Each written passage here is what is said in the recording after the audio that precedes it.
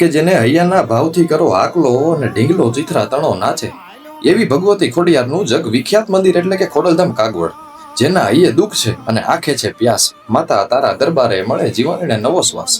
ભગવતી ખોડિયારના ચરણોમાં માથું નમાવવા આજે એક અનોખી સેવા યાત્રા સજી. આ યાત્રા પાછળ એક કોમળ હૃદય છે, શ્રી પીડી દેસાઈ. આ એમની સેવા નથી, પણ આ તો એમના સંસ્કાર છે. અને આ એવા સંસ્કાર કે જે એમને એમના પિતા ડાયા બાપા પાસેથી વારસામાં મળ્યા છે. ડાયા બાપા કહેતા, બેટા, જીવતો માણસ એ નથી કે જે પોતાના માટે જીવે, પણ જીવતો માણસ તો એ છે કે જે બીજાના આંસુ લૂછે.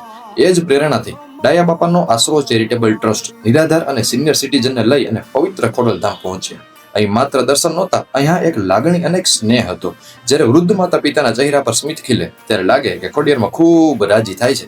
આ સેવા દાન નથી, આ તો કરુણાની ખેડ છે, જેમાં ઉગે છે માનવતાનો પાક. જય ખોડિયાર.